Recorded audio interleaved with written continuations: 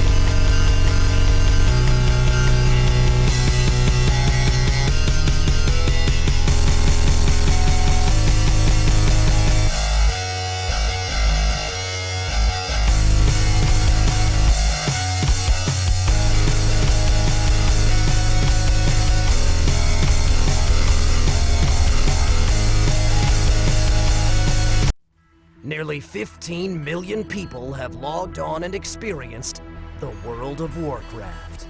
Quite commonly overlooked is the rich and illustrious lore and history behind Azeroth. Join us as we venture beyond the pixels, code, and players. Welcome to the story of Warcraft.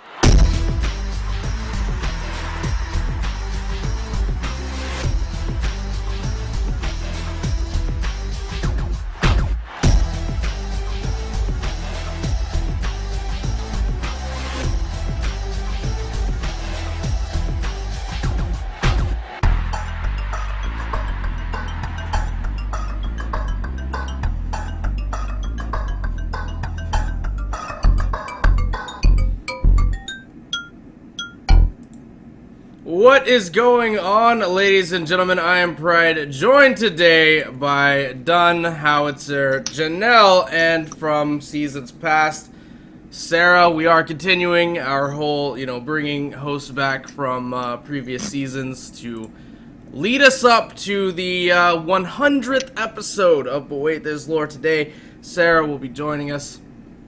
Definite fan favorite throughout the past. And we're glad to have her here today. How's it going, Sarah? It is going well. And hello, everybody.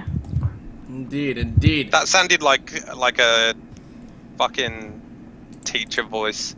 Hello. You don't remember you that's were how just I like- said hello? No, That's how I used to say hello all the time to everybody. barely remember what happened on my honeymoon with Jan like 2 weeks ago, so I don't remember what true. happened either. Wow. Coincidence. I'm assuming it was either very good Or very like not. very bad. It's either Or it's like very good or very bad. It's not an in between sort of Or thing. there was a lot of alcohol involved, which is a huge Well, so, possibility. as I said, very good or very bad. Indeed. Oh, so we've got about according to Tyranor, YouTube has about a 50-second delay. That's fun. Yeah, it's like crazy. Yeah. I don't know why it does that. It doesn't even matter though because we're here on But Wait There's Done. I'm back from Turkey. Dunn is back from Turkey. Am I even? Is my webcam like pointed at me? Oh yeah, Yeah, I was yeah, just it sort was. of rocking around. Yeah. So yeah, how was Turkey? Obviously you didn't die. I did not die. It was Turkey. It was fun. It was. I say it was fun. It was a lot of just complaining about it being too warm, but it was somewhere different. It was a part of the world that I hadn't seen before. We were in Dalian, which is on sort of like the coast, like a small river town, and the river goes down to the sea. We were hopping on boats like every other day, going down to the beach, going snorkeling around like rock formations and stuff. I got horribly sunburned, and then after like the redness, like the lobster redness for the horde that was me had faded, I went back to pale. I'm like, oh fuck it. So now I'm just gonna stay inside. That's my deal. I just like to stay indoors. It's Well, always much better. I did a lot of reading because I like to read. I read the entire Gonda series, which is by the same guy who wrote the Animorphs series, and that's really good. I definitely recommend that to like avid readers and like non-avid readers. It's very easy to read. It's about like kids with psychic powers, and all the adults have disappeared, and like because of a nuclear explosion at a reactor or something. It's weird shit, but it's good. Radio. Alright, so speaking of books, Dunn has we got a story time with Dunn coming up here in just a little while. Do you want to mention though, BlizzCon 2013 is coming around the corner. There's a very high chance that some of us from But Wait There's Lore will be there. Some of us being myself and Howitzer this year. I'd say there's about a 60% chance at the moment that that'll happen. We gotta get some details nailed down and make sure everything is good to go. So here in the next couple of weeks and whatnot, we're gonna talk a little bit more about BlizzCon, and once we get confirmed whether or not we'll be there, we'll start doing some stuff to kind of hype that up. In the meantime, though, we do have a story time with Dunn. Dunn, what story? Are we doing that now? Yeah, what story we're gonna be talking about here on the show today? Well, first of all, before I go into that, there's a dude here in the YouTube chat who I think this is his first.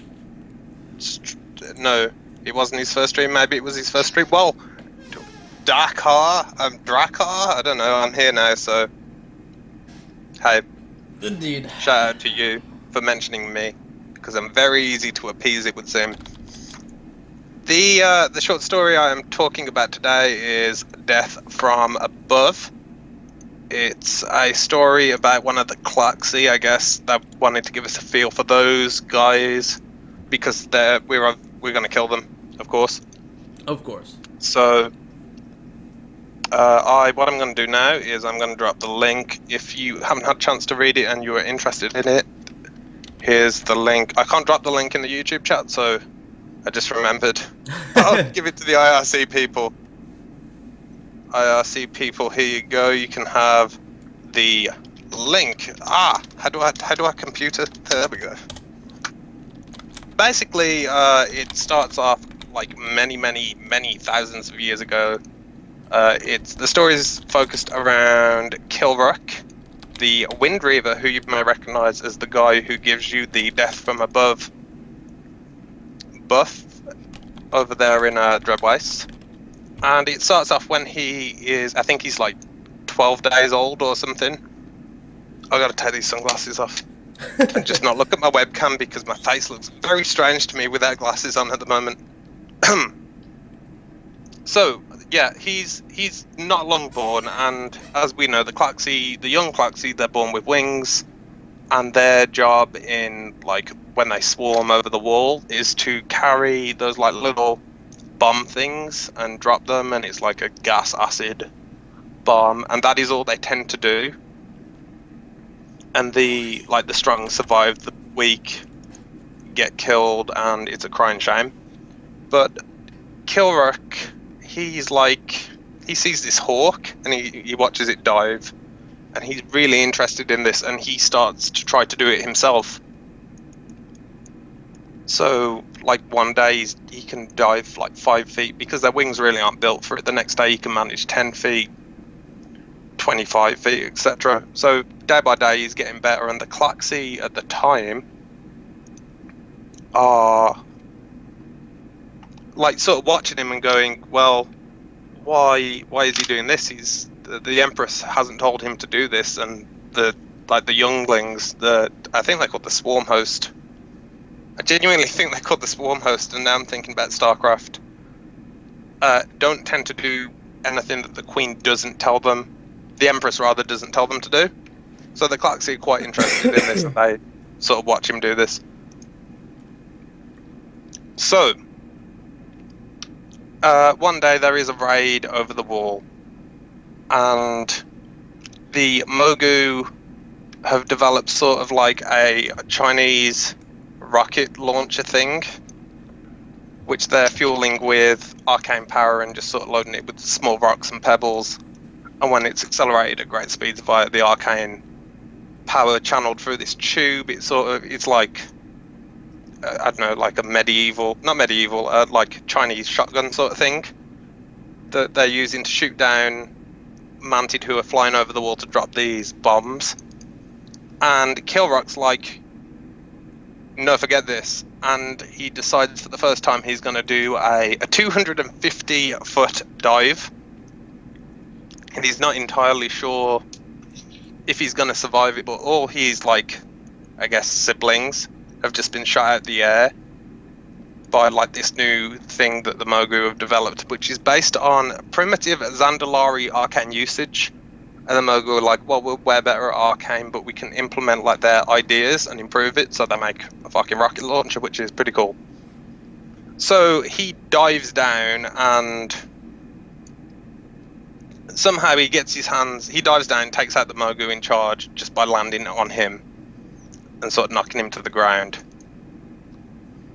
And then, like, he's all like, the Mogu is like, what the hell is going on? The Mantid don't do this. Well, they do now. And, like, well, this guy does. And Kilruck's just sort of, like, fighting. He ends up killing a Pandaren and taking the Pandaren sword because, contrary to what I believe, these, like, slaves that are with the Mogu, they've got Sorok and Pandaren, and they are armed. Mm-hmm. And I thought the whole thing behind the monks was that slaves weren't allowed to carry weapons. So they had to develop a means of fighting without weapons, which is why the monks are a thing. But either way, Kilruck gets hold of a sword because he is reminded that hawks have talons. So he gets a sword. The Amber Smith back at Klaxivas wouldn't give him Amber sword, so he steals like a steel sword off this Pandaren he kills. And then a named Sorok is equally confused by what is going on, but the Sorok's like, well, I'm going to fight it anyway.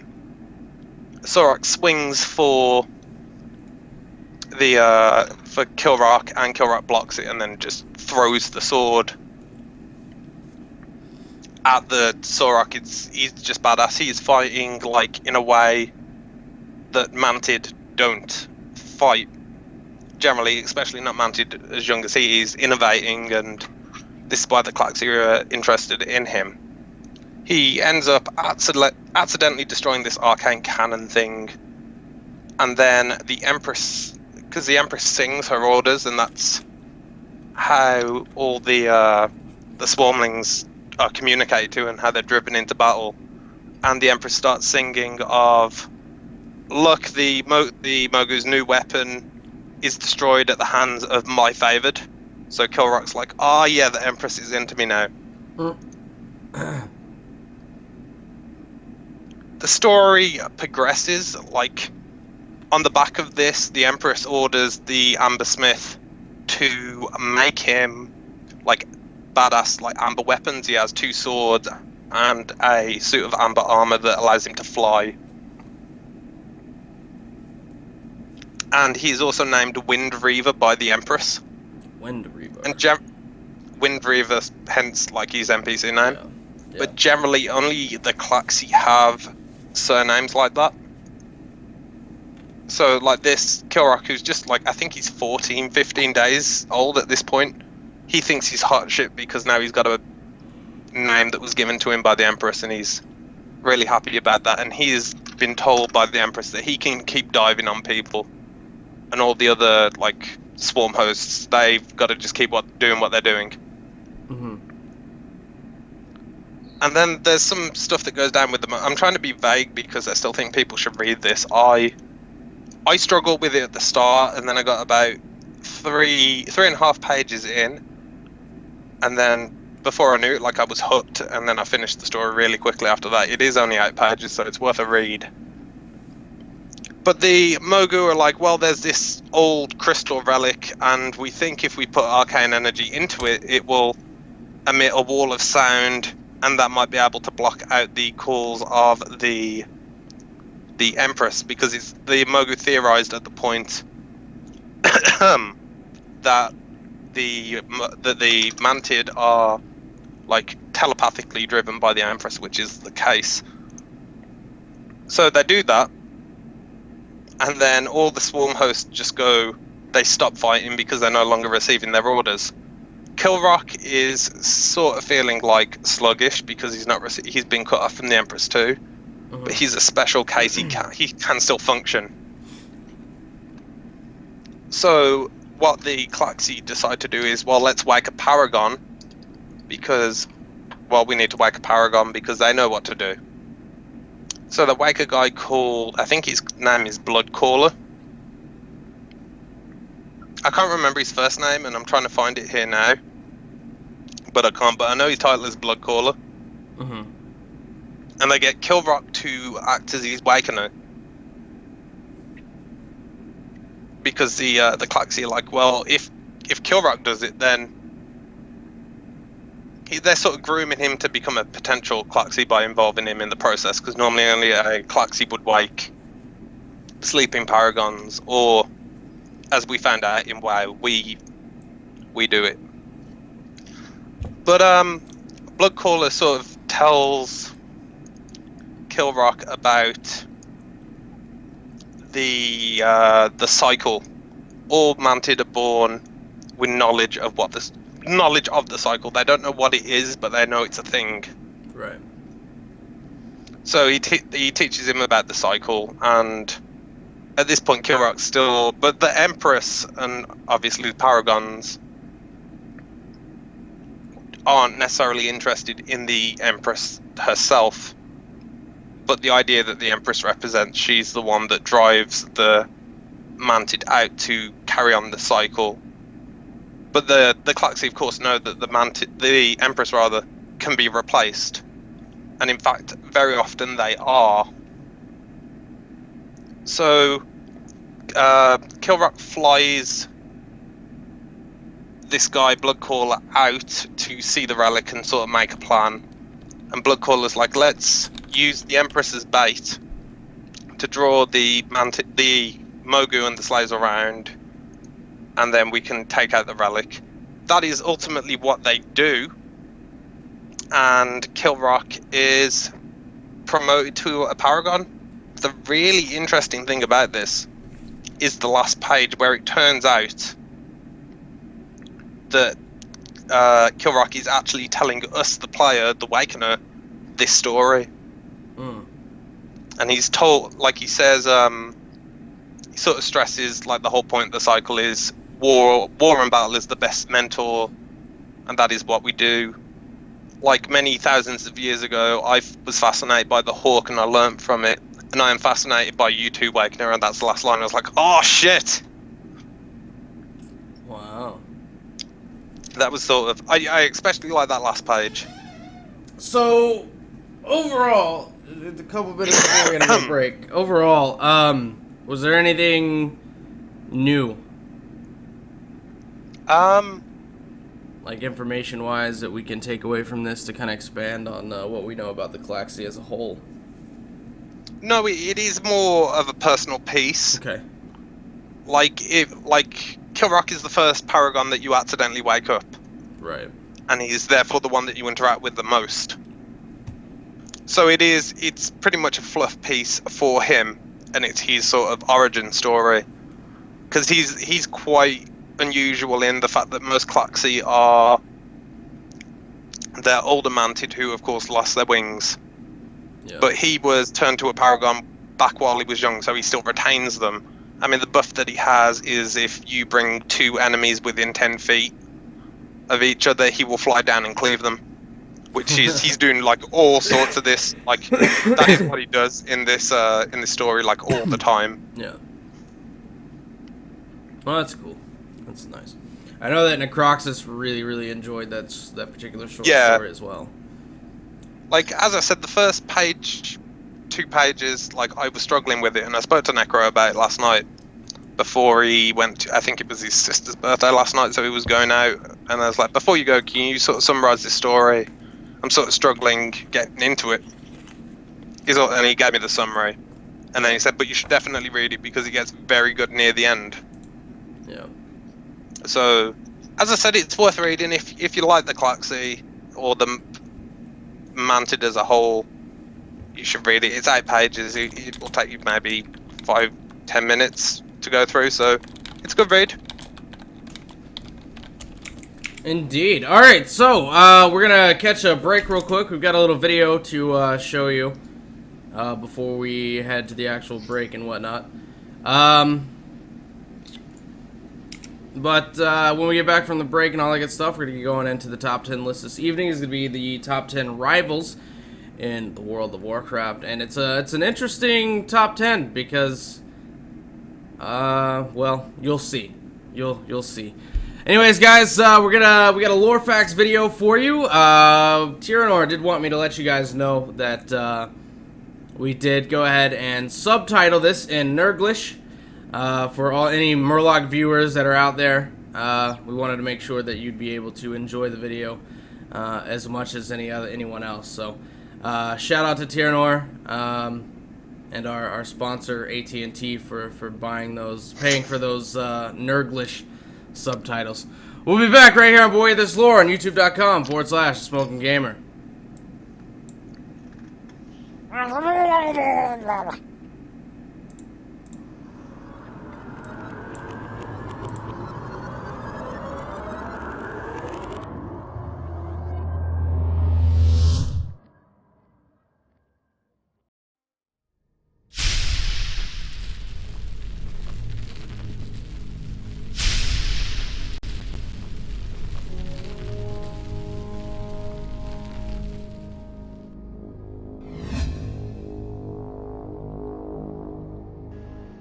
According to Bran Bronzebeard, the Gorloks of Northrend originate from an unknown frog ancient.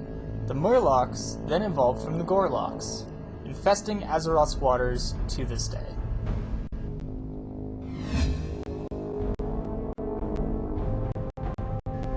The Jinyu of Pandaria, an offshoot of the Murlocs, had a large society centered around kingdoms before Lei Shen and his Mogu destroyed it. Afterwards, in the time of the Pandaren Empire, at least one Jinyu dynasty came to rule Pandaria, until they were deceived by the Monkey People.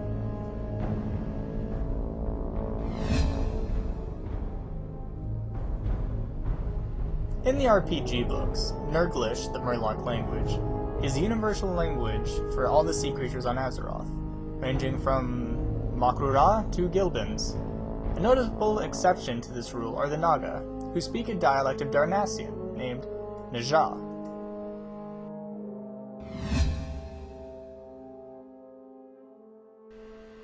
Jinyu society is based on castes, their members being chosen before they even hatch. The majority of Jinyu live as workers, building dams or other structures. Above them are the craftsmen, who start their training from the moment they hatch. At the top lie the warriors and the priests, who receive the best food and shelters. The most successful of priests can ascend to become elders, or water speakers. It is a taboo for the Jinyu castes to intermingle.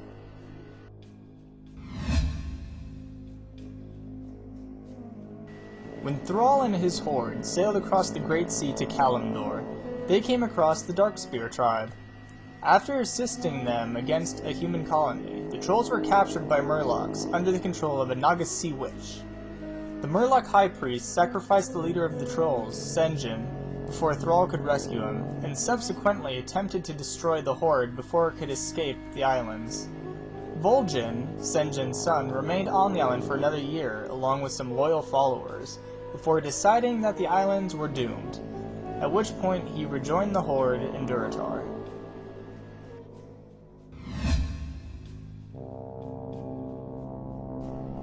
Unlike most other races on Azeroth, the Jinyu use water in their forges.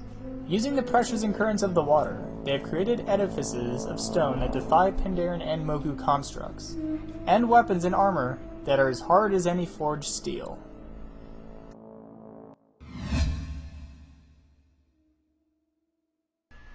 According to Apothecary Renzathan in the Blood Elf town of Tranquillin, Murlocs manage to retain their free will and undeath. Their spines are apparently an important component in a potential cure for the plague.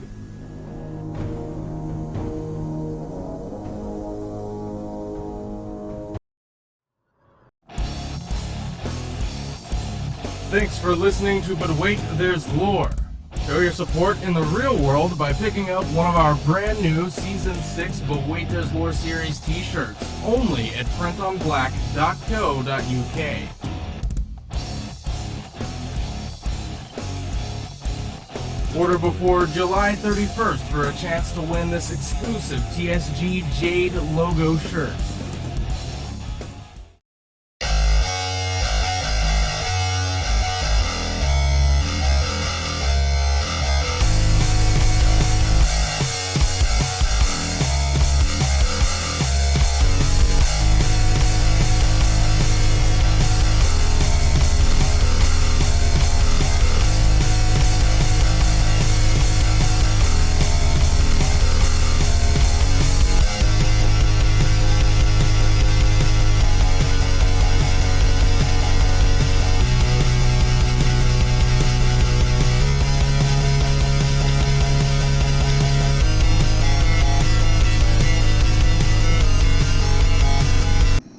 And we are back right here on But Wait, There's Lore on youtube.com/SmokingGamer. Do want to go ahead and remind you guys that Dunn is back, and that means he's back to getting the Q&A questions from the IRC there, so make sure you send your private messages to Dunn so that he can get your questions. I am Savis.mpd today.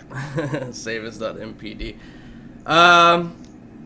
And of course, I'm hoping anyway that Jan is looking over the YouTube questions there. Since she's back There have this not week too. been any, except how will I jack it during the show? How will you jacket during the show? How about like jackets? Like the cloth jacket or the activity? Yeah, that's what I was like. The activity jacket. No, the activity. That's the only question so far, so we're good. Well, guys, I'm back, so you know, do what you gotta do. Oh man. Alright, so we're gonna get into the top 10. This is gonna be the top 10 rivals for World of Warcraft. Let's go ahead and get this in here and set up. There we go. Alright. I think Dunn's gonna be starting us off here with number 10. Before we get into this though, like I said, it's very interesting. There's several people show up more than once, and more than one person. So I'm not really sure. And this was the vote that we actually had a lot of voters on. So this you can't call bias like you did the previous 2 weeks, because this time we actually had, you know, many voters. So I don't want to hear any complaining about this list. Angry Smurf. People are going to complain about the list. Yeah, I know. People always complain about the list. Anyways, Dunn, start us out That's with not good. number 10 on the list. I will do that. Do I need to tell you who it is? Yes. Number 10 on the list is Illidan and Kil'jaeden. Number 10 on the list is Illidan and Kil'jaeden. I apologise for my webcam being pointed at my chest. I moved it like 5 minutes ago. Because I was sort of slouched, you know, it's like, I'll move my webcam down so that'll fix itself shortly. Yes, Illidan and Kil'jaeden. After Illidan ran away to the Outlands, after he's defeated the hands of, what's his name? Arthas. Kil'jaeden came, and Kil'jaeden said, "Yo, Illidan, I thought I said kill Arthas and kill the Lich King, and you clearly have not done that, so now I am mad." I can't actually remember. He was like that. He was mad at him, and he told him to do something else, and I can't actually for the life of me remember what it is. And I'm sure you remember, Pride. No. No, he did tell him to do something else though, didn't he? Kil'jaeden told Illidan. Kil'jaeden told Illidan to do something else after he'd ran away to, or maybe he didn't. He did. I don't remember what it was though. I'm sure it's not that important, as neither of us remember, but a big part of what Illidan is doing in Outland is to spite Kil'jaeden and sort of fuck with Kil'jaeden's plans. It could be said that Illidan is scared of Kil'jaeden or preparing for Kil'jaeden hunting him down. That's basically what That's the what last it is. conversation is. It's basically Kil'jaeden telling Illidan that if he fucks up again, Kil'jaeden's coming for him, basically. It's alright, Kil'jaeden's priorities are trying to get Velen. Yeah. Which brings us to number 9 on the list of top 10 rivals. Jan is going to tell us a little about Velen and Kil'jaeden. Yes, Velen and Kil'jaeden. This story is a great story. Once upon a time, on Argus, there were 3 guys. 2 of them were Velen and Kil'jaeden. Were they buddies? They were great buddies. Brothers, even. They loved each other. And then Sir Garrus showed up, and he was like, "Hey, I'm gonna unify the entire universe." And Velen was like, "He's a fucking liar." And no one believed him. So Kil'jaeden turned into an evil demon and chased Velen across the universe. And they chased each other for millennia. Well, rather, one chased the other because the other... I just got confused. Yes. Yes. So, Kil'jaeden chased Velen across the universe for millennia, because that guy's fucking old. And eventually, Velen thought he got away, and landed on Draenor, which is also known as Outland. And then, Kil'jaeden found them, because he didn't actually get away. Kil'jaeden then used the orcs to try and kill all the Draenei, and he failed. But we got the Horde, so a good thing happened. Sort of. Yeah. That's debatable. Good thing, Horde. Horde Yeah. Horde. for the herd. Velen still escaped, and he used his spiffy spaceship given to him by the Naru, and he went from Outland to Azeroth. And there a whole bunch of shit happened, and eventually the Sunwell was blown up, and Kil'jaeden died. And But Velen not was really. like, "You guys are awesome." He'll be But back. not really. Yeah. So, they're Right, still that is the rivals. sloppiest And thing they're I'm watching the fix now. So they're still rivals, and they're still trying to kill each other, sort of, because Velen loves peace and stuff. Yeah. Yeah. That's horrible. Which brings us to number 8. on the top 10 list of rivals, not duos. Howitzer's gonna be talking to us, telling us a little bit about Ner'zhul and Gul'dan. Sorry, I need a second to gather my thoughts because this rivals thing is still throwing me off a little bit and making me giggle. But, okay, so Gul'dan was Ner'zhul's student. One day Ner'zhul got in touch with Kil'jaeden, who told him to unite the orcs and kill all the Draenei. Ner'zhul complied and started killing until he started wondering whether what he was doing is wrong, and so he went to talk with the ancestors who told him that he had been deceived. Returning, he found out that Gul'dan had told Kil'jaeden that Ner'zhul had found out the truth. From that moment, Ner'zhul stepped down from his role as spiritual leader of the orcs, replaced by Gul'dan, and started just being depressed. He was present at the meeting of Gul'dan's Shadow Council, and even undermined a few of Gul'dan's plans, including the Blood Pact with Manaroth by warning Chieftain Duratan. After Gul'dan's eventual death on Azeroth, Ner'zhul came into possession of the skull of Gul'dan, which he then used to reopen the Dark Portal and had occasional conversations with. The skull then ended up in Deathwing's hand, where Ner'zhul opened portals to other worlds and was captured by Kil'jaeden. Ner'zhul and Gul'dan. There you go. Number 7 on the list. Sarah's finally gonna get some words in here. She tells us I know, I actually get to talk. about It's Karen. okay, as soon as you're done, I'm gonna complain about being bored, Sarah. Karen and Garrosh. Oh, snap. Karen and Garrosh. So, Garrosh ends up being the new war chief after Thrall goes off and does more important things. And Karen never really liked the guy to begin with. He didn't really like the cocky attitude thing. And so eventually Karen hears word that a rumor that Garrosh was slaughtering innocent druids. So Karen, being, you know, all noble and stuff, decides to challenge Garrosh in a duel to the death, an honorable duel to the death. And of course, Garrosh accepts it, and they, of course, go about their fighting. Come to find out, Magatha Grimtotem actually poisoned Gorehowl, and one little slice to the chest or arm, I don't remember which. And Karen succumbed to the poison. Okay. And Karen succumbed to the poison and died. Good. Wow. So now That's what he gets for being so rash. He are the dead. So that's why they didn't really like each other much, because of a rumor about slaughtering some druids. Indeed. Okay, like he's billed as like this incredibly wise sage sort of guy, and then he hears this rumor and he doesn't like it. He's like, fucking Garrosh, fuck, and he didn't like check the validity of that statement whatsoever. Yeah, I would have like totally wanted to know if that was the truth before going and challenging your war chief. Like whether you like the guy or not, you know, slapped him in the face. He just walks up to him and slaps him in the face, and Garrosh had just got his badass chin tattoo.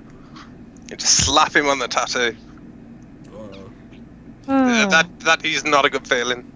It hurts. But to Garrosh's honor, even though he doesn't have very much, he did get mad at Magatha Grimtotem and like, fuck you, you stupid bitch, you shouldn't have done that shit. So he never planned on actually poisoning and cheating in the fight. I don't like you very much now that you're Horde. There was absolutely no need to bring there's that a up. point. There's a point. Yeah. Why isn't Sarah's little bar thing at the bottom red I was pride? just gonna ask that because I'm like, my strip is blue, and then I'm totally for the herd now. So For the herd. Dunn corrupted me. Howie corrupted me. I am for the herd. all the cows. Yeah. And so now I'm totally into punting gnomes. I do it every Saturday. It's great. Listen, that's not just a horde practice. I know, whoa, but whoa, Yeah, because the gnomes suck, Whoa, especially whoa. gnome mages. whoa. No mages. And don't forget, Jan is, of course, for the horde, as displayed by her fish tank.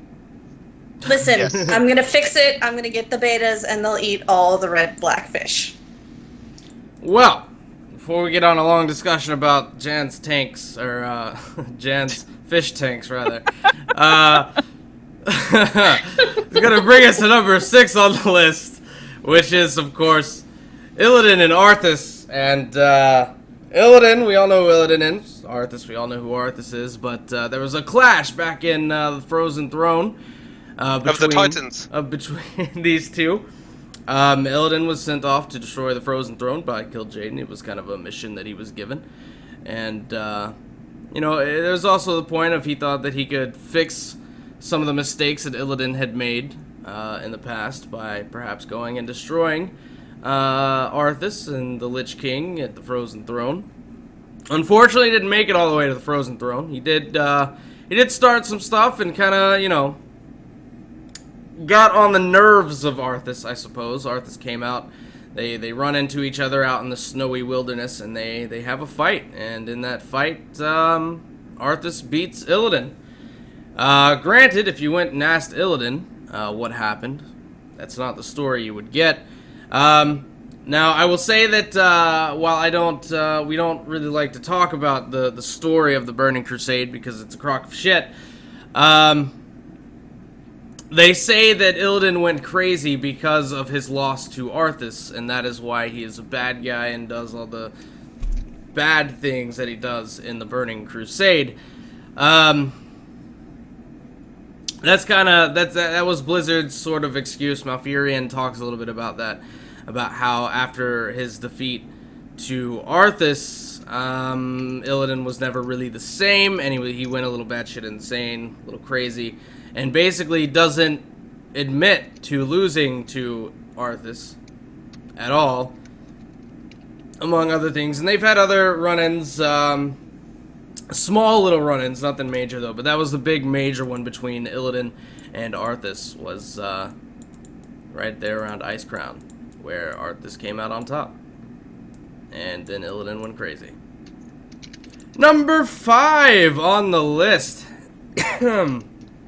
Something that is very recent, very current, and is still happening. Number 5 howitzer is Vol'jin and Garrosh. Yes, well, I don't even know why this is on here, because I thought they were bestest buddies. The best. So I don't know what kind of conflict you're talking about. Yeah, they totally braid each other's hair all the time. They're besties. Well, you gotta. They have long hair. Or at least... Garrosh has no Garrosh hair. has no hair. Well, Vol'jin does. Well, Vol'jin can, I don't know. But also like, he has no he's- head hair. You never know, Garrosh might have, like, back hair. And it needs No, because you see his braiding, back. yo. Wait, you see his back? Oh. I don't know, I don't ever go in that room and take a look It's at him. ankle hair, guys. Okay, You the should, answer was he's, ankle hair. But... Ankle hair. Hot Yeah. stuff. Bedazzle each other's armor. But what happened was, basically, I one heard day, Garrosh was vajazzle. very hateful. I was like, okay. War-hungry. Vol'jin was like, no, you can't be war-hungry. Stop hating on my people. And Garrosh was like, no, you can't make me. I'm war chief. I boss you around now, so do my bidding. And Vol'jin's like, fuck you. I'm going to send an arrow through your dark heart. And then Garrosh was like, I'd like to see you try. And then Vol'jin was like, okay, I'm going to do it. Just later. And so then Garrosh got tired of waiting, so he sent an assassin to go kill Vol'jin, but that didn't work because we were there. And we're like, no. But it actually did work. But then Vol'jin had a book written about him because he was so popular at the time. And he Fucking still hasn't Vol'jin. done that Black Heart thing, even though he really should by now. But I guess he might. I don't know. Hopefully, fingers crossed. Indeed. And that's why they don't like each other. Fuck Vol'jin. Fuck that guy. He's gonna be your new war chief, Dunn. How do you feel about that? You better not. I'm totally Vol'jin for War Chief. Nah, it's got to be myself. Lothar That's- Kenobi. I would take Lotharmar. But That's true. I'm still my vote is for Vol'jin is probably going to be the most likely candidate. Nah, it's gonna be Thrall. Well, of course, now that, you know, Varian go well. Varian has Sorry. stated that he's going to allow you to have another war chief. That's Fuck that, you gotta- Rathians. Or Did like, you fuck it, did I'll you take the hear whole thing. did you hear about that, Dunn? You heard about that, right? I did. I watched the show. Yeah. Yeah. And alliance stupidity is not a very good argument for you to make to try. That is possibly the most stupid thing Varian has ever done. Okay. I Ever. would love to see Varian try to stop us from having another war chief. It wouldn't have been hard. Now Sarah's changed faction. She's all like, "Yeah, Horde, that wouldn't Yeah. that wouldn't have been a difficult let thing him to do. try." Because if he didn't, we'd still have Rathian on our side. Just saying. Now Rathian's on his own side, though. Regardless, that's gonna bring us down to number 4 on the list. Done. Tell us about Arthas and Tyrion. There, guys. They are. Arthas, of course, was the first time he met Tyrion. I believe that they were brothers in the Paladini thing. I forget which particular. It was Silver Hand, isn't it? Yeah. Order of the Silver Hand. That's the one. Oh, well, yeah, it's that one. And then Tyrion, of course, got stripped of his rank Paladin because of the whole deal with Eitrig, which is a completely different story. The next time that the two really met would be at the Battle of Light's Hope. Yep. Which was a terrible waste of Death Knights, all to draw out Tyrion, but of course it was holy ground and the Ashbringer was there and it was purified. And then Arthas was like, I'll get you next time, because he's actually a villain in Inspector Gadget. Mm. And then Arthas sort of appears a couple of times in Northrend when I'm trying to kill like things in Trial of the Crusader, for example. He shows up and Tyrion's like, stop being a bitch and just surrender, Arthas. And Arthas is like, no. And then we fight Nubarak. And then ultimately, Tyrion's like, I'm sick and tired of this fucking Arthas. And he leads the crusade up to Ice Crown, and then we go through Ice Crown. And Tyrion's like, I'm gonna kill you, Arthas. And then he gets encased in a block of ice. And then Tyrion's like, no, I can break these cuffs. And he breaks them. And then he breaks a Frost Howl. Frost Howl? Frostmourne. That's not the name of this. Frostmourne. That's not right. Yeah. Yeah, I was about to say, God. I'm thinking. Was that a Frostmourne Gorehowl crossover? Fusion, yeah. They did the fusion dance, and it's a sword that sings with the wind as you swing it. It's cool. Yeah. And that's it, really. Like, they started off having a similar cause, and then Arthas, in a very real sense, became the antithesis to Tyrion in particular, but the Light as a whole. Yeah. And Tyrion did not stand for that. And that's what he did. I feel very animated. I'm sort of doing this with my arms all the time.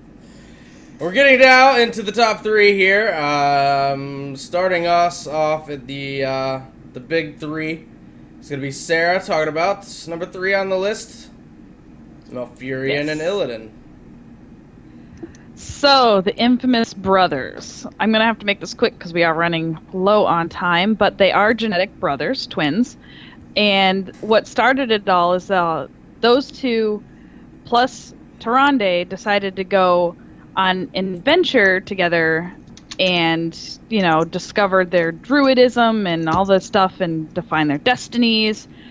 Both of the guys, the brothers, loved Tyrande. Illidan kept trying to impress her, didn't really work out so much. She falls in love with Malfurion. So that kind of started a little bit of a tiff between the brothers.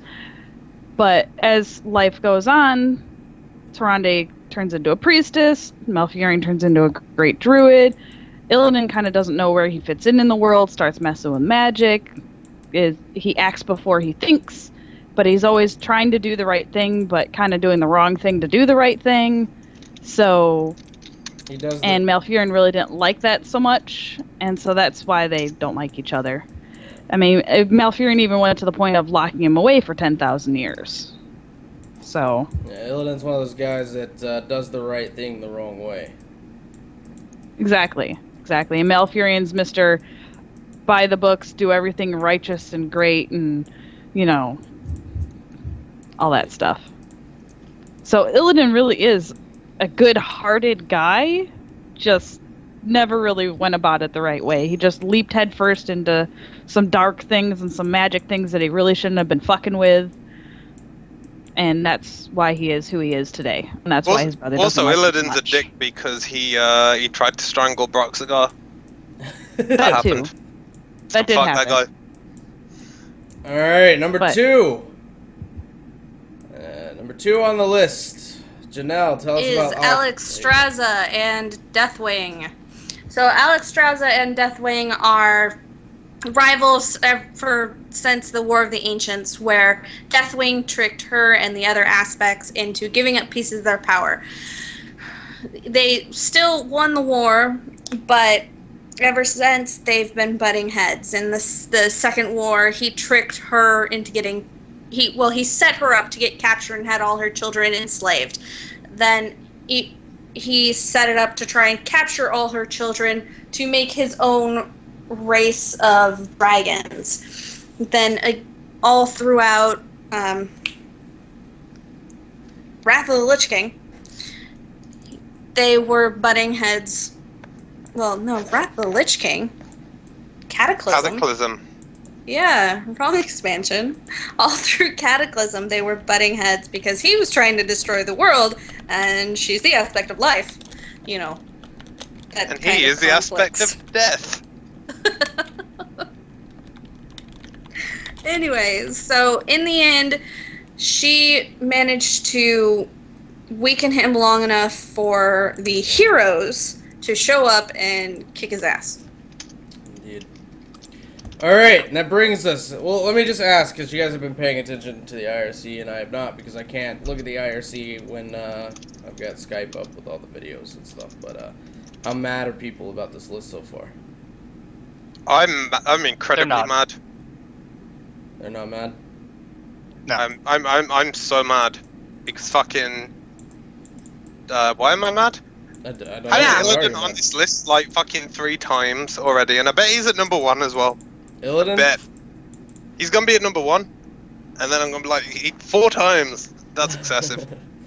Well, fortunately, Also, you can cool I'm your... running out of ways that I can talk about the same people over I and know, over right? again. Yeah, Make it that's... so different. We gotta... That's why mine was completely unserious. I finally got some people I hadn't talked about yet, so I got a serious explanation. But I always get killed Jaden.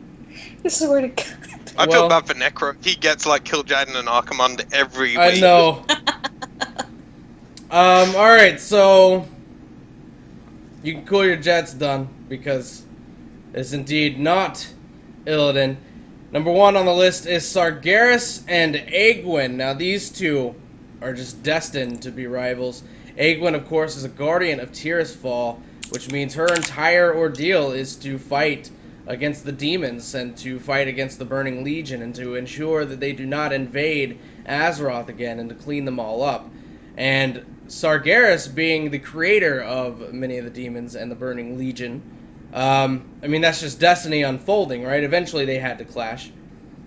And they do. Sargeras sends his avatar down to Azeroth, and Egwin kind of meets up with it and is like, you can't be here, buddy. And so they get into a little bit of a brawl, a little bit of a duel there. Of course, my phone's going off and whatnot. Really professional pride. No, I totally forgot to text my stepfather the password Whoops. for his That own happened an hour internet. ago. Yeah, I know. So yeah, the biggest thing is that they get into a little clash there. Totally strategical there by Sargeras, who got in and you know, damn it! I know you want the password. Stop calling me. At the end of the day, basically, Sargeras was there, knew what was happening, knew what was going on and whatnot, and he had to. He basically imbued Egwin with his spirit, if you will, and when she got pregnant, out popped Medivh, and there we go. Everyone knows the continuation of that particular story. So that is number 1 on the list. We'll go ahead, throw that up there for you guys. That is Sargeras and Egwin. Number 1 on the top 10 list of rivals. We are right here at the 7 o'clock Central Standard Time mark. We're going to go to a quick break. When we get back, Q&A right here. On Boy This Q&A, hooray! YouTube.com/SmokingGamer.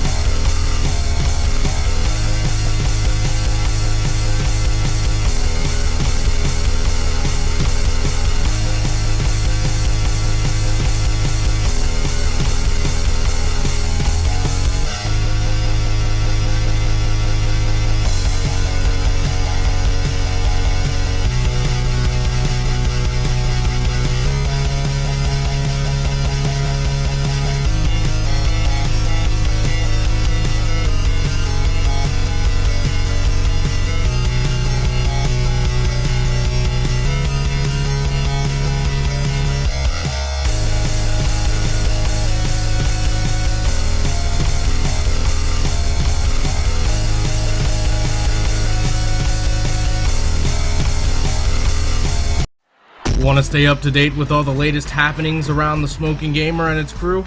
Well, be sure to follow us on our various social media platforms, including Facebook at You know what we should do in facebook.com/TSGamer, twitter.com/Pride1G, or simply @Pride1G. You can also check us out on Anook at anook.com/page/TSGamer. And of course, you can always come and join the fun over at www.knightsoflore.com. And of course, by knightsoflore.com, we do mean thesmokinggamer.com nowadays. In the meantime, though, we are back right here on YouTube, on youtube.com/smokinggamer. This is, Scared the shit out of me. There's Lore. I know, And, Vioris always warns us. Yeah. I said we're She was coming like, back. "I'm I back, said, man." look, 7:01. Going back in soon. Look at that. Look at That's that. it, though. That could be means any shit. time.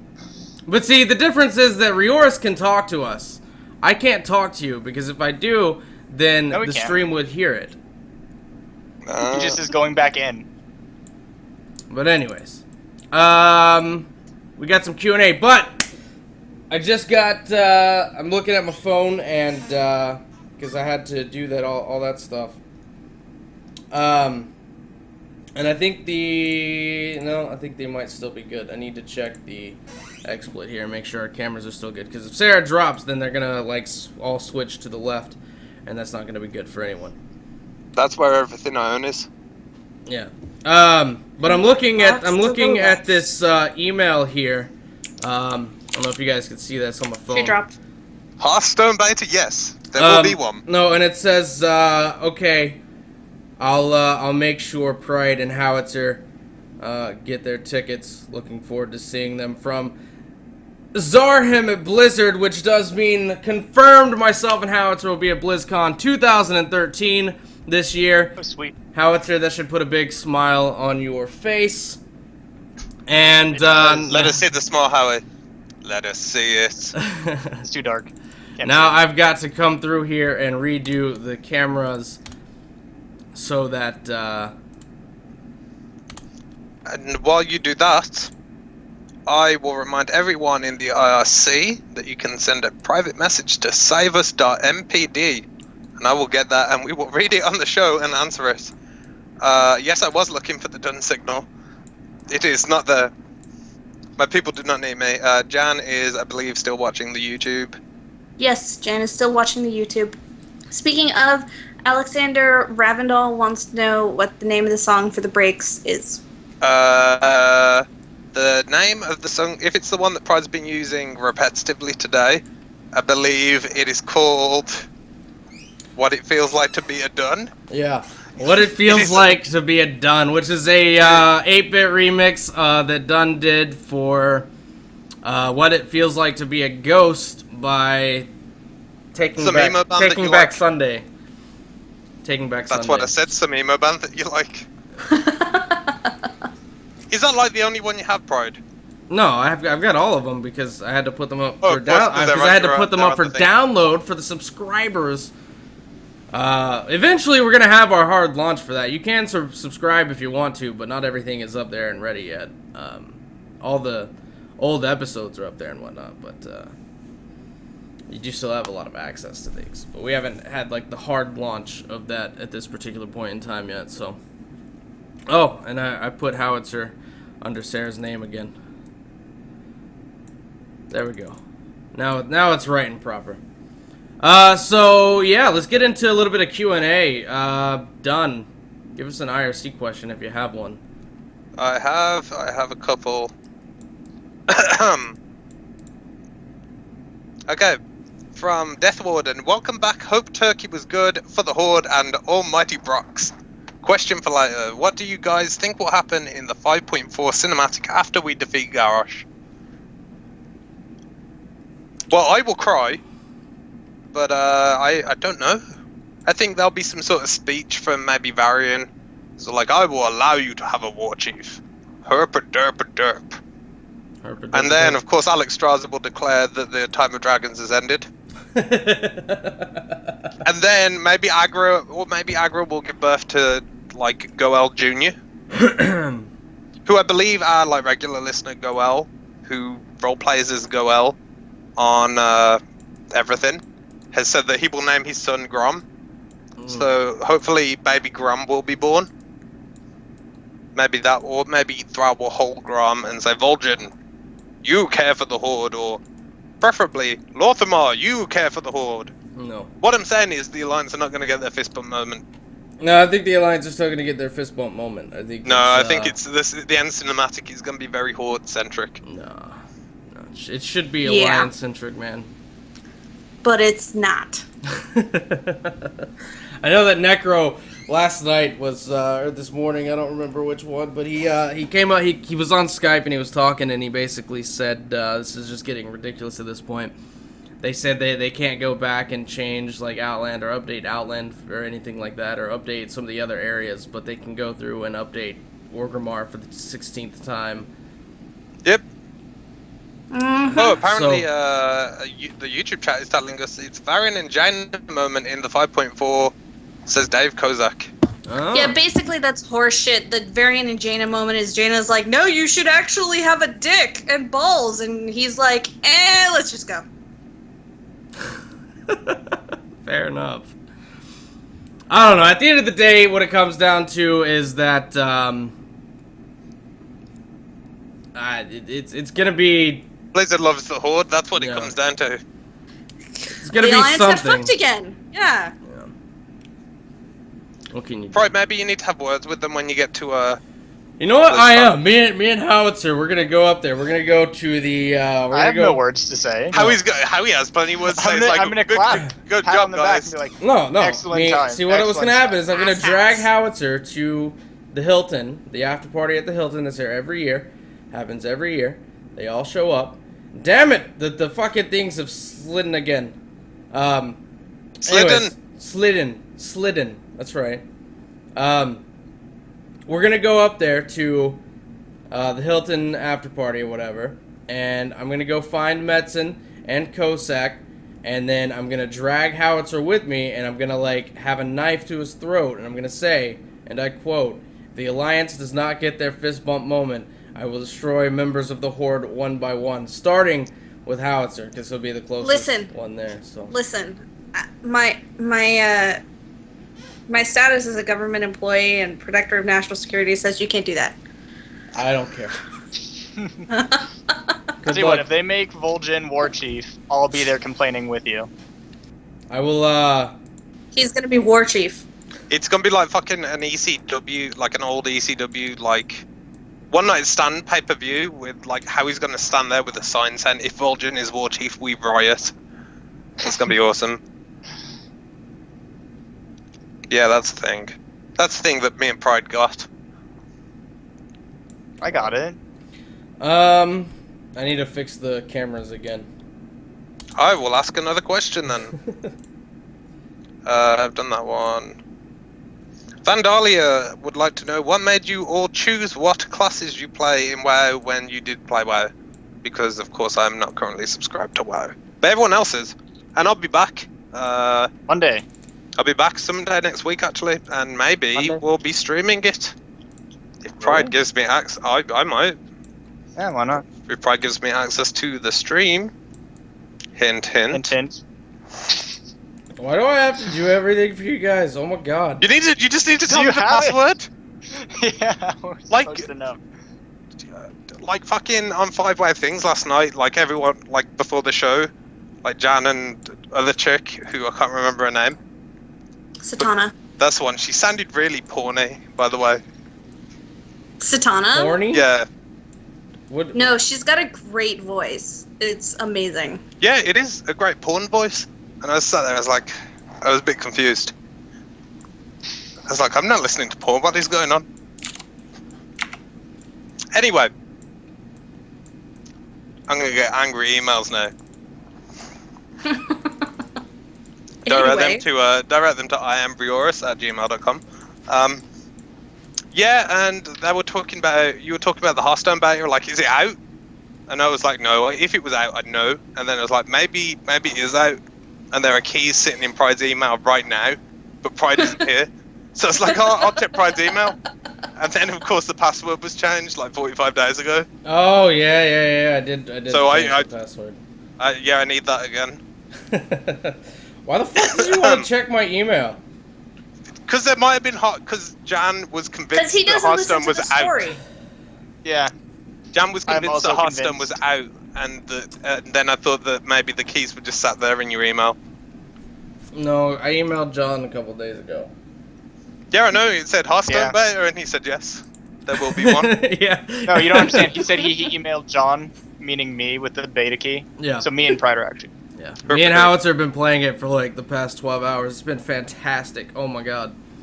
If you've been playing it and not like making videos about it, you'd be the biggest fool ever. So that proves that you It's haven't. probably NDA'd.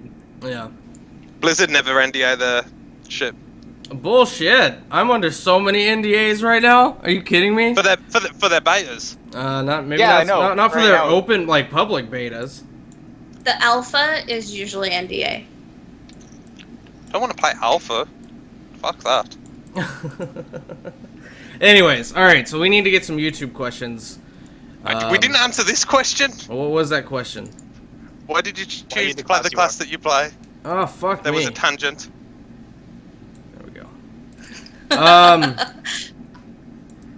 I don't know. Because mages. I like magic. I picked Paladin because I came from D&D straight into WoW, and I've always played a cleric in D&D. It was as close as you got. I picked Druid because I got to turn into a kitty. That was really my deciding factor. My first character was actually a mage, and I picked mage because the group of friends the group of friends I was playing with already had a warlock, like because we all sort of started new characters at the same time, and my computer was kind of shit back then, so I picked a range class so I wouldn't have to worry about lag and staying in melee range. Then when I got to level 80, because it was in Wrath, we needed warlock buffs, and the warlock had swapped to a warrior, so I got a warrior. But I got a warlock, but I actually prefer my monk and Batman my druid.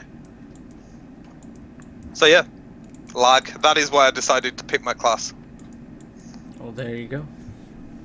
Alright, so the rocking chair wants to know if Jesse Cox will be on the show. At the current moment, there are no plans for Jesse Cox to be on the show.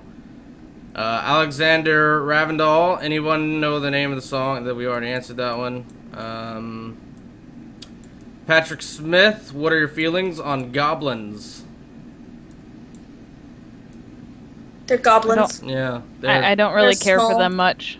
And green and yellow, and they have big ears. they're like gnomes, They're but not just- as cool or awesome. They're like like- gnomes, but twice as cool. No, fuck Yeah, you. they're They're like Compi- they're just like talking boogers. Yeah. They're Gnomish green and engineering annoying. is way better than goblin engineering. No, it's not. We get like missiles and shit. So do the gnomish engineers. Not as good. We just get all the cool stuff as well, like the world shrinker. No one gives or a fuck enlarger. about World Trinker or Enlarger. We get fucking the Goblin Glider. So do we. What's the fuck is the point in calling it the Goblin Glider? Fuck engineering. Profession's so fucking expensive. Fuck it. It's why I Raymond. don't play this game anymore. It makes me so angry. Goddamn. Raymond Shrivver. Travasky. What do you think about Rexar not being at the Siege of Orgrimmar? Was he not champion? Was he not the champion that would be there for the Horde when we need him most? No, he's the hero that we deserve. But not the one we need right now. I don't think that Rexar is in a position to be able to really help at the moment. Let's be honest, Rexar dead. should be there. But he should be there. It'd be pretty cool if he was there. I agree. I would have liked to see Rexar there. Sarah. But Yes, they- so then we can kill him. But instead, they just shoehorn in that Shen was the founding of Orgrimmar. And Shen is the hero that we need. I just know what side he's on. For the Drakkar. whole. Drakkar, what do you believe is something lore-wise in Warcraft that hasn't been expressed well in the games or literature? What a big question coming out from Drakkar. The quantity of answers to that question. I know. Alright, There's let me put it this way. If there wasn't situations like that, we wouldn't have a show. That's true. We'd still have a show because people are too lazy to do the reading. That too, but we would have severely less content that's interesting. At least interesting to us. Something lore-wise that isn't in Warcraft that hasn't been expressed well in the games or the literature. I think the number one answer to that question will always be... What is under Tirisfal? No, it'd be... I don't think we can count things that they might reveal in the future. I think it should be things that they don't plan to go back to. I'd say what's happening in Kul Tiras at the moment between the Murlocs and the people there in Kul Tiras. It's about fucking time we found out what the fuck is going on in Kul Tiras. Yeah. That could be a future thing. Also, I'd like to see some expansion, not an expansion, but some expansion on Stromgarde and what the situation with Stromgarde is at the moment. Of course you do. Between Galen and Daneth. I would have liked to see more in-game content about the druids that are still sleeping and Emerald Dream and all that stuff. Fuck the They're druids. asleep? Yeah, but I would have liked to see more story in the game about it. See, I'm pretty fine with the lore because I play Horde, so all our lore is pretty well documented in-game or in novels, so I'm pretty easy with it. Now, if I were Alliance, perhaps I'd be a bit upset. But You need beatings. A second one from Drakkar says, do you believe there is a way that the orcs who are green-skinned could be cleansed to get back to being like their ancestors on Duratan, which would be like brown-skinned orcs? I don't think so, because I don't think any sort of cleansing would change their skin, because they've already come out of under the demonic curse, and they're still green. Yeah. Thrall's child, Goel's child will be a brown-skinned orc. Gonna happen. Thrall is once again gonna usher in a new age. Like, first he brought back shamanism, and now he'll bring back, like, the brown orcs. The actual, their real skin color. Alright. Let's get some more IRC questions, because I've still got a ton of YouTube questions Okay. here. Someone asked how was Turkey. It was good. And then, you've been saying for 3 weeks that someone from Season 1 is coming on the show. When is that happening? Pride. Hopefully Pride. next week. Do you want to give them some teasers as to who it might be? Well, there's been if you notice, we've had Snapple Monkey, Shang, and Sarah on the show. Is it also going to begin with an S? It is indeed. We're trying to get Shinoda onto the show, if that makes sense. Like a lot of people are gonna be like, but what about Omicron? Well, I can't do anything about Omicron because Omicron refuses to come on the show again. And I think I've talked about this several times. Omicron feels like I didn't have his back whenever he was fired from WC Radio for lying about his age. 'Cause you had to be 18 or have parents' permission to work for WoW Radio. He was not 18, nor did he have his parents' permission, but he said he was 19 on his application and all that good stuff, and he lied, and which got a lot of people into a lot of trouble, and so he was fired, ultimately. Now that we're no longer a part of WC Radio, as soon as we were no longer a part of WC Radio, I got in touch with him, and I was like, yo, you can come back on the show, and he basically said, fuck you. So, there's that. So fuck that guy. I've talked to him several times. I've talked to him in person in 2011. I found him when I was at BlizzCon in 2011. I went and found Omicron and tried to talk to him about coming back on the show. And he was like, yeah, to my face. He was very happy about it, all that good stuff. And then once I got back home and I was like, yo, let's do this thing for the show. And he was like, fuck you. So there's nothing I can really do about that. Every time something like this comes up, I ask him. every time he says no. So, there's that. I don't really know how... I don't know what else I can do to try and get the dude back on the show outside of pay him like $1 million, which I don't have. So. Hey, hold on. If like, where's my paycheck? Omicron's not that great. The newer people don't like Omicron, but the like old listeners like Omicron, so it's a... I don't care. This is the weather's done today. All right, so we got any more IRC questions?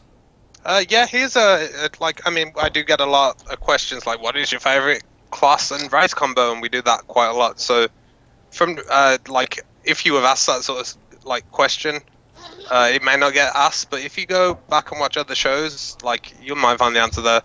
But this one's interesting. This one's from Dolk. So one of my favorite factions in WoW happens to be the Bloodsail Buccaneers, since I kind of like pirates. So my question is there any basic lore on them? All I know is they love to terrorize Booty Bay. Do we know anything else?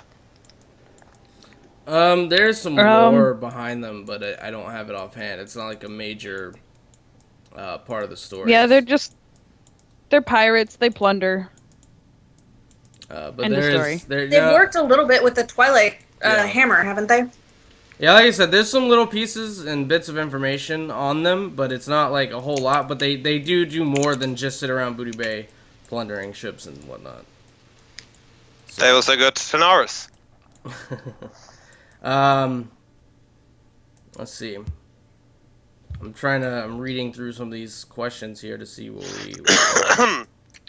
And while you do that, I'm just going to take this opportunity to say everyone who hasn't should watch Doom from the start, because it's getting to a point where things are getting crazy. It's really good. It's ridiculous. It's what it is. It is. I was sort of hoping Pride would have found a question by now. Okay, I got one. Which class do you all believe isn't represented well in game from the lore? Which class is not represented? Which class is not represented? Which class is not well represented in game, based on lore? I would have to personally say warriors. I would say warlocks. So they've said warriors basically. Warlock's got some good. Warlock's got some good lore with the Greenfire quest, though. So. Yeah, the warlocks have been covered, and they have quite a few representatives in the lore as well. That there's not just we like don't really though. Like we don't have any like big name warlocks. Yeah, and there's always arguments about what warlocks can and cannot do because there's not much. Oh God, Texas just came. Did anyone else hear that much Texas come out right there? What? You went like deep south in your voice. That's cool, cause I'm from California. Alright, that's fine, but you just went deep south. I'm talking, you almost sounded hickish, I'm not gonna lie. That's alright. Wow. but I can't even think of a important lore person who is just a straight up warrior. There's plenty of Garrosh. holy warriors. Yeah. Garrosh is warrior. Yeah, but I'm talking about Varian's a warrior. Isn't that was way too many things happening at once. I didn't hear hardly any of that. Isn't the Worgen King a warrior? Yes. Yeah. I thought he was a rogue. No. Oh. He has a two-handed sword, don't he? Don't he? Oh, I thought he had the claw fisty thingies. No, that's Darius Crowley. Yeah. Oh yeah, Crowley. that's right. I got so them you mixed got up. Varian, Garage, and Grom, that Worgen King guy. Nazgrim, Yeah. Now, what Rayman, about hunters? Rexar. You've got a whole bunch of elves and at least one human who were major. Yeah, but aren't those represented? Are those represented, or are they just there? I would say they're represented. I would say Garrosh and Varian being warriors represents warriors quite well in the lore. Well, yeah, but I mean, you're talking about all elves just as a people. They're not all hunters. No, I don't mean that. I meant, well, you've got that one. He's undead now. I can't remember his name, but there was a lot of hunter lore with him specifically. It was one of my favorite quests, but I can never remember what his fucking name was. Oh, the first human ranger. And now Yeah, that guy. Sylvanas is like best friend. Yeah. And That then begins with an N. the Blood Elves have, and the High Elves have the Rangers. Sylvanas was a Ranger. Those are hunters. You've got... No, those are rangers. They don't have pets like hunters do. Rexar. Close They're- enough. They're Rangers. It's about as close as you get to a Ranger. Well, no, the whole thing about hunters is that they have an affinity towards the animals. Rexar. Rexar. Yeah, but look, where has he been? In Outlands? Outlands. I know, but I'm saying compared to all the other classes, hunters win. Because No, No, I can think of I'd way agree. better Probably examples. there's everyone. Warlocks need some like more known warlock examples, but hunters barely have any. I mean, I ask someone who isn't a warlock about like lore warlocks, and they'll tell you Wilfred Fizzlebang, and that's all they can think of. all right, we've got better questions than this. Come on now, Jesus. Well, ask them then. The Titans didn't create all the beings on Azeroth, and the elves come from trolls. But where did the trolls come from? Do you think they might Trolls. have an origin in the ancient, like the Quill Wars? No, they're just trolls. They're just trolls. They're just here. Yeah. And elves came from them, so elves are just here as well. They are not Titanic constructs. Which is why the Horde is the best, because we have not one but two troll races. And as we all know, once you go troll, you never re-roll. No, because I've been a troll and I definitely rerolled. Well, If you were incorrect. if you could remove one race from WoW lore, what would it be? Draenei. No. Draenei? No. Oh, Draenei.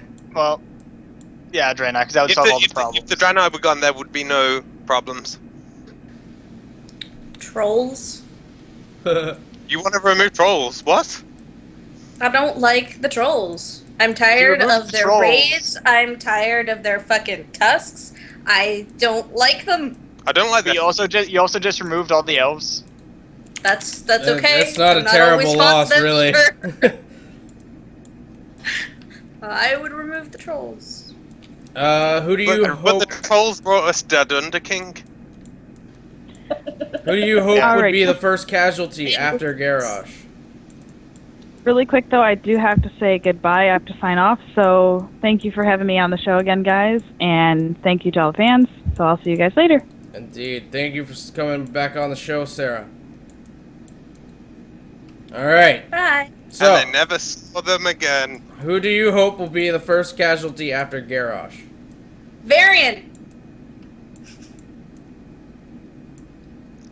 Jan, you're quite energetic this evening. Yeah, Varian. I Trolls! would like Varian. Varian! I want Varian. Fuck Anduin. They're not gonna kill off Anduin. Fuck that kid. They need to kill Varian and put Anduin in charge to annoy Dun. Fuck that. I'll go play Secret World.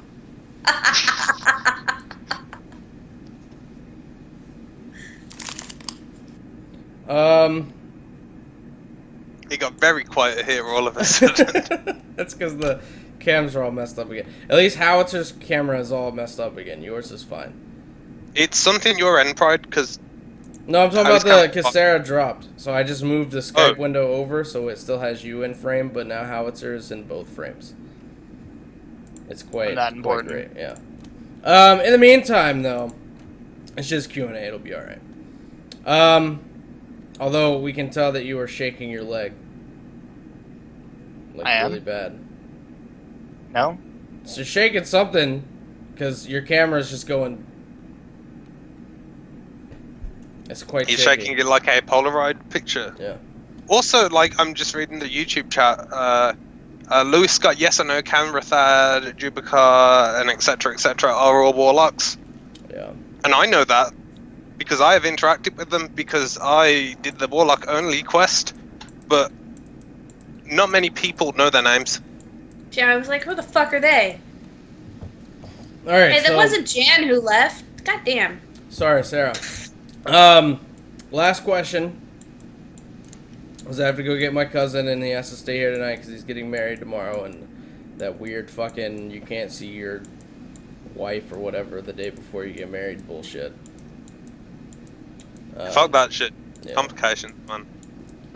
If you had to give your favorite faction leader a theme song from Earth, what would you pick and why? And I actually I was thinking about this the other day. He's not necessarily a faction leader, but I was thinking about Illidan, As you often find, as I often yourself find doing. myself doing. And I actually found like a really awesome song that fits really, really well with him and Tyrande and their sort of odd relationship. And it was actually by Imagine Dragons. It's called Demons. I thought it fit really, See, really I well. don't think any of Imagine Dragons songs apart from Radioactive is any good. Are you kidding me? I love I Imagine don't like. I Dragons. don't like any of them, apart from Radioactive. I don't know. I You like. should check out the song they Quite a did with Lindsay Sterling. It's really good. Did they do a song? I know Lindsay Sterling covered Radioactive with, but No, they did a song with her. Oh, did they? It's- Okay, yeah. I'll check that out because I do like Lindsay Sterling. So But honestly, I don't know. The question itself is kind of hard because there's so much music out there, and you know, I don't know. I don't. Other than Illidan in that particular song, and it's only because I heard it the other day, and I was doing some research for the show, and it was on while I was reading about Illidan, and I was like, that actually kind of fits. But outside of that, I have no idea. for faction leaders, my favorite faction leader. Was that the question? Have a This- favorite faction leader? If I sat there and thought about it, I could probably come up with appropriate theme songs for all the Horde leaders, but I don't have the I would patience. say Garrosh would be Hollywood Undead's Kill Everyone. Oh no, Garrosh needs like a metal song, like I know Wrathchild by I Maiden, or yeah, something like that. No, Probot, Shake Your Blood. I think Jaina is Shot in the Dark by Nightwish. Or The That's I on Maiden Nightwish. cover. I can't remember. No, it's the a Nazi name of it. cover. Or it's not a cover at all and just shares A name. the same. That pisses me off so much when people do that. Yeah. I don't know. Anyways, guys, this has been But Wait, There's Lore right here on youtube.com/thesmokinggamer. We'll be back next week with more lore and more awesome entertainment. I have no idea what the top 10 is going to be next week. I'll think of something. I'll go. Top 10 people who haven't Been been on the list, yeah. a list. No, we should do top 10 people that have been on the list.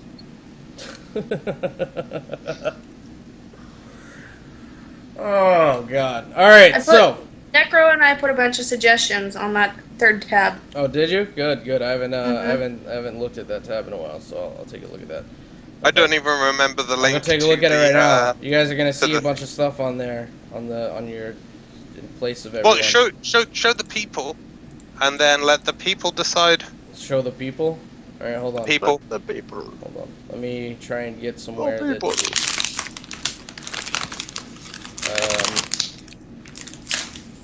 Hold on.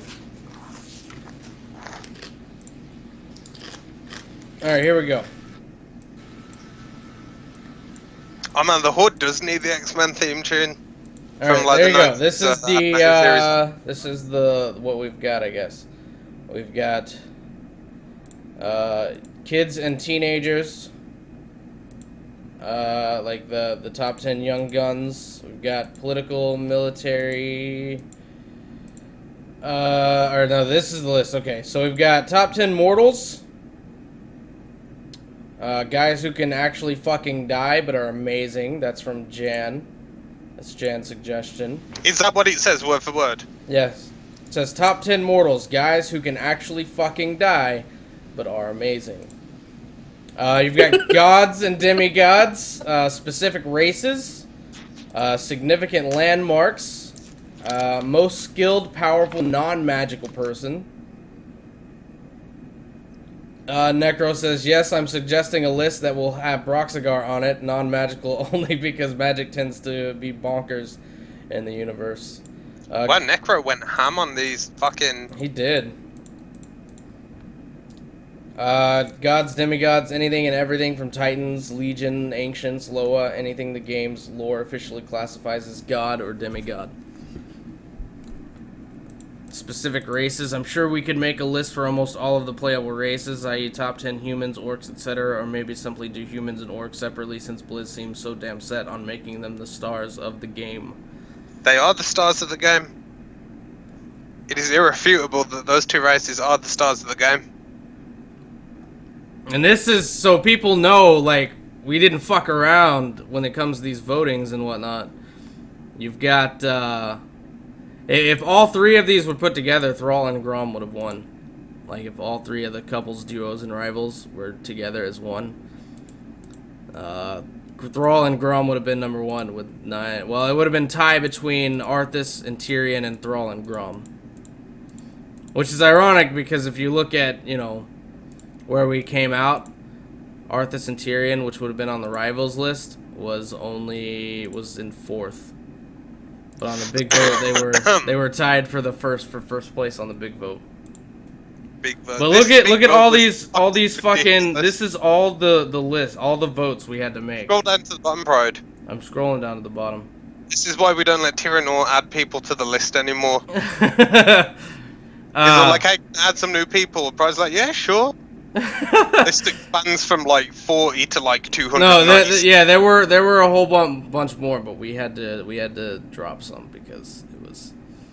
See, lowest on the list with a 1.777 was Drekthar and Wisear.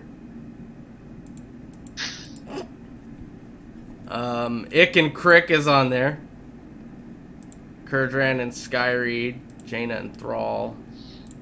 Varian and Tiffin. I love how like you're just scrolling down and people are just saying, okay, so this is the point where they lost interest in voting for things.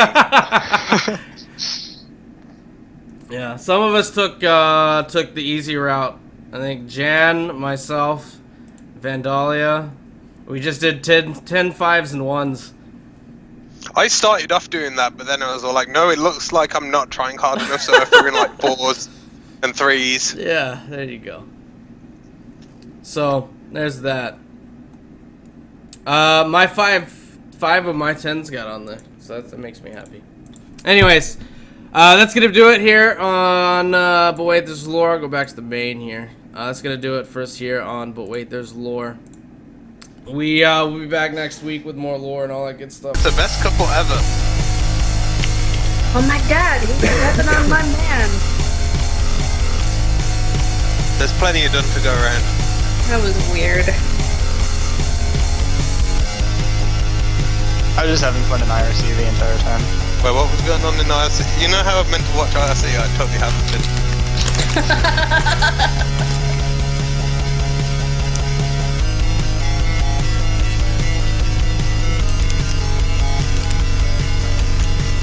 Are we waiting for Pride? For what? I don't know.